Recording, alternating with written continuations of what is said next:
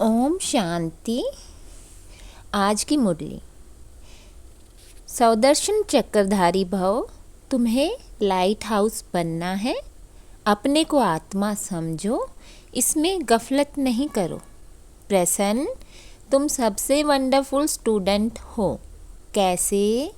उत्तर, तुम रहते गृहस्थ व्यवहार में हो, शरीर निर्वाह के लिए 8 घंटा कर्म भी करते हो, साथ साथ भविष्य 21 जन्मों के लिए भी 8 घंटा बाप समान बनाने की सेवा करते हो।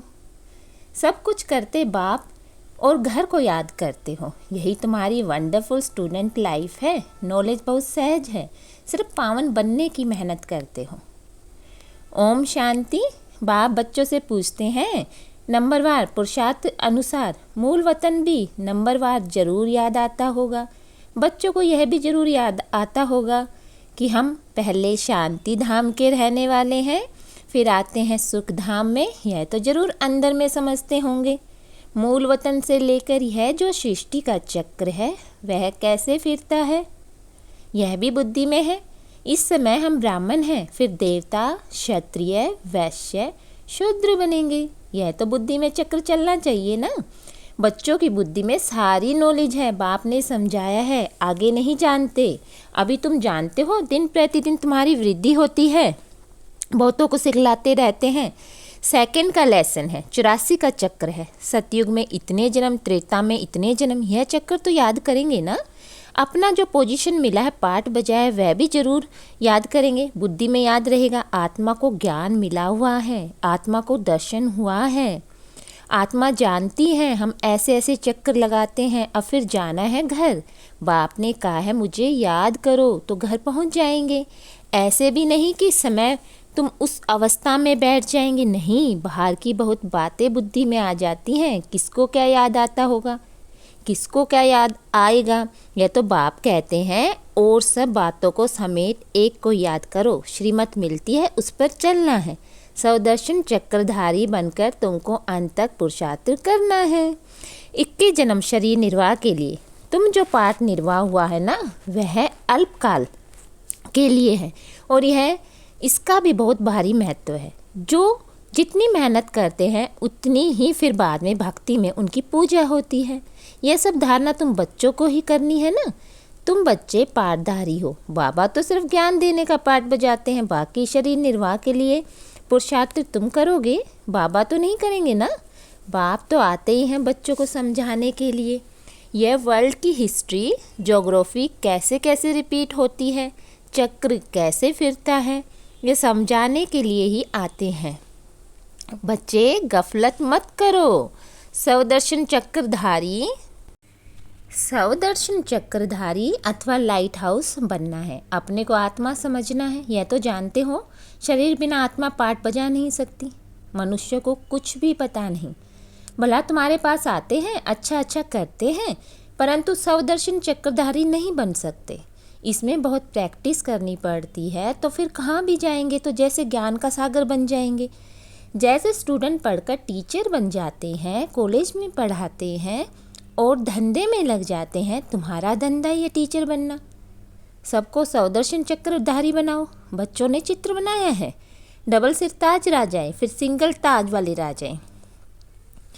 देवता, सूर्यवंशी, चंद्रवंशी बनने वाले हैं। वो ही आकर ज्ञान लेंगे नंबरवार पुरुषार्थ अनुसार। यह ज्ञान बाप बिगर कोई नहीं दे सकता। अब तुम बेहद के बाप को छोड़ कहाँ भी जाएंगे, कहाँ भी नहीं जाएंगे। जिनका बाप के साथ लव है वह समझ सकते हैं। नॉलेज तो बहुत सहज है, बाकी पावन बनने में माया विघ्न डालती है। कोई भी बात में गफलत की तो गफलत से ही हारते हैं। इसका मिसाल बॉक्सिंग से अच्छा लगता है। बॉक्सिंग में 1-2 से जीत पहनते हैं। बच्चे जानते हैं माया हमको हरा देती है। बाप कहते हैं, मीठे बच्चे अपने को आत्मा समझो।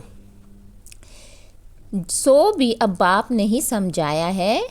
रचना के आदि मध्य अंत का राज कोई समझा नहीं सकता। कभी झुटके नहीं खाएंगे। तुम जानते हो हम एवर हेल्दी वेल्दी बनते हैं, तो इसमें अच्छी रीति लग जानी चाहिए। यह भी अब बाप जानते हैं। ड्रामा अनुसार जो कुछ चलता है वह ठीक है, फिर भी पुरुषार्थ कराते रहते हैं। अब बाप शिक्षा देते हैं ऐसे बहुत जिनमें ज्ञान है न योग है। कोई बुद्धि अब तुम बच्चे जानते हो, हम वह राजधानी स्थापन कर रहे हैं जिसमें सब गोरे ही गोरे थे, काले वहाँ होते नहीं। यह भी तुम गोरा और काला चित्र बनाकर लिखो। 63 जन्म कामचिता पर बैठ ऐसे काले बन पड़े हैं, आत्मा ही बनी है। लक्ष्मी नारायण का भी काला चित्र बनाया है। यह नहीं समझते कि आत्मा काली बनती है। यह तो सतयुग के मालिक गोरे थे, फिर कामचिता पर बैठने से काले बनते हैं। आत्मा पुनर्जन्म लेते लेते तमो प्रधान बनती है, तो आत्मा भी काली और शरीर भी काला हो जाता है। तो हंसी हंसी में पूछ सकते हो लक्ष्मी नारायण को कहाँ काला कहाँ गोरा क्यों दिखाया है? कारण ज्ञान तो है नहीं। श्री कृष्ण ही गोरा फिर श्री कृष्ण ही सावरा क्यों बनाते हैं? यह तो तुम अभी जानते हो। तुमको भी ज्ञान का तीसरा नेत्र मिला है। अच्छा मीठे मीठे शकीले बच्चों प्रति माता पिता बाप दादा का याद प्यार। Good morning. रूहानी बाप की रूहानी बच्चों को नमस्ते। धारणा के लिए मुख्य सार, खुशी से भरपूर रहने के लिए एकांत में बैठ मिले हुए ज्ञान धन का सिमरन करना है। पावन व सदा निरोगी बनने के लिए याद में ही रहने की मेहनत करनी है। बाप समान मास्टर ज्ञान सागर बन सबको स्वदर्शन चक्रधारी बनाना है।